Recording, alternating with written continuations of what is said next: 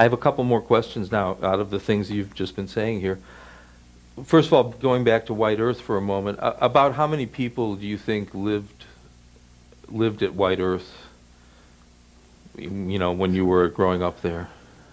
I think our current population, tribal members of the White Earth nation only, is about 26,000 members. And I think as I was growing up as a child, there were probably more living there then.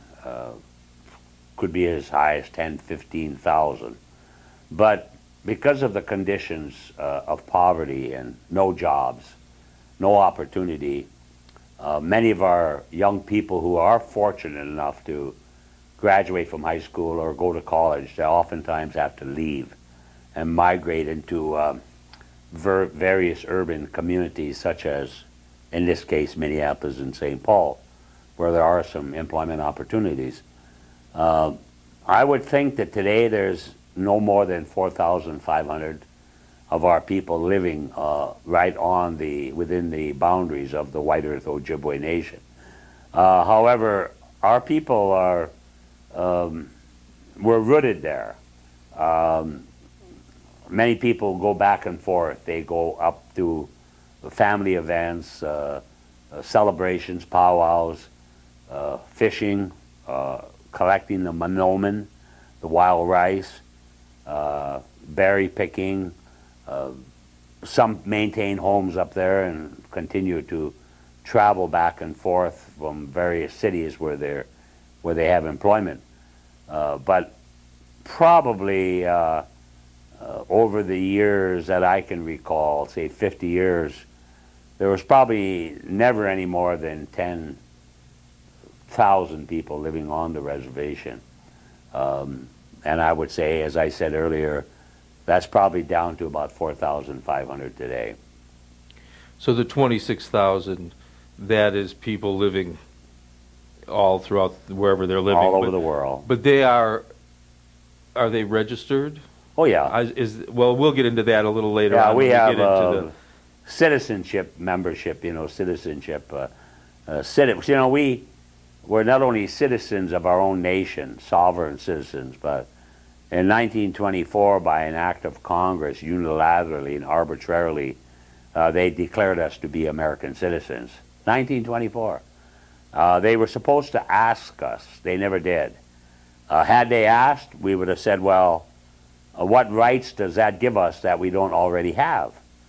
And what would they have told us? Oh, they would have probably said, well, you can go off and fight in our wars and you can pay taxes.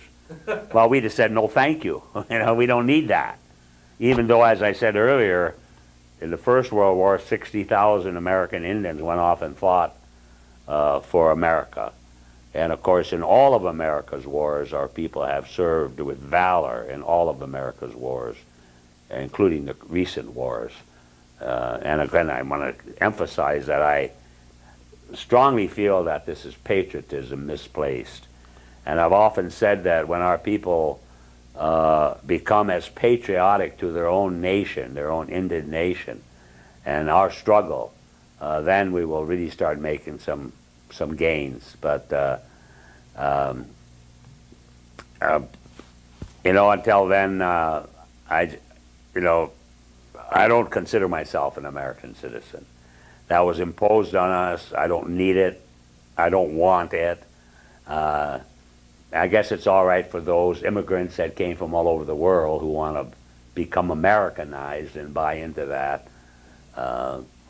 condition, but it's not for me. I don't need it.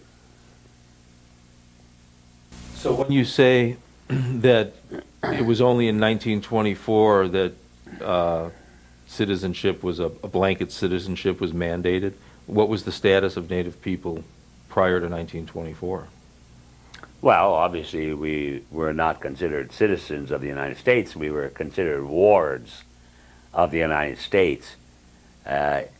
Typical colonialist, colonized relationship.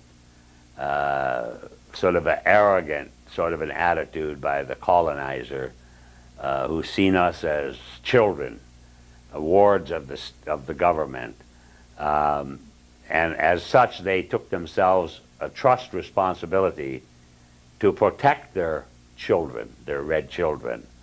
Well, you can see how they protected us. I already explained how 2/3 of our land after the treaty making period had disappeared. That's how they protected us. They were always interested in their own interest. That's their priority, not ours. So it's been a real bad relationship down through the years. And of course, in the Trail of Broken Treaties preamble to the manifesto itself, we took call for restitution, reparations, restoration of lands for reconstruction of an Indian future in America. When we talk about restitution, when we drafted that document in 1972, little did we know that for more than 100 years, the government, because of this so-called trust relationship, have been collecting from the oil companies, the mineral companies, the ranchers, been collecting lease payments that were held in a federal trust account at the Treasury on behalf of individual Indian people who had lands allotted to them. When they wanted to break up the tribal communal ownership of property to make it easier to steal, they allotted lands called the Allotment Act, where they would give 60, 120, or maybe more acres to individual Indian people.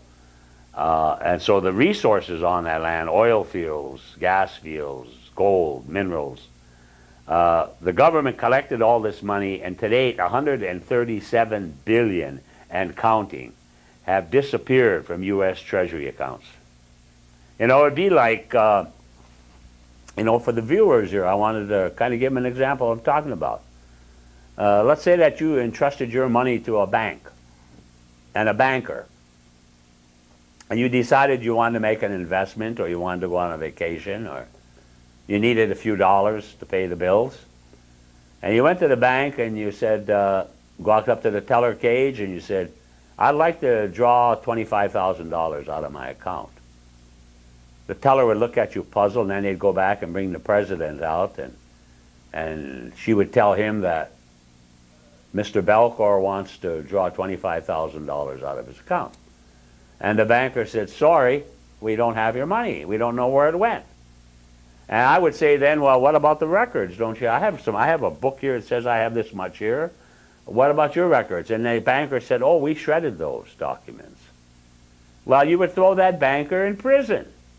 And yet the United States government has done it to the tune of $137 billion and counting. So when we talk about restitution, we want all of that.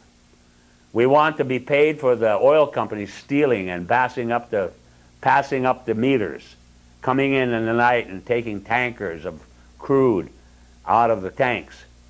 This has been going on, it's been rampant, but when the federal government tells you that they lost $137 billion and counting for over 100 years, plus interest, we're talking about a lot of money here. Our people would not have been locked into chronic cycles of poverty if this federal government, who's supposed to be our trustee, was somebody that could be trusted. Obviously not. That's the case.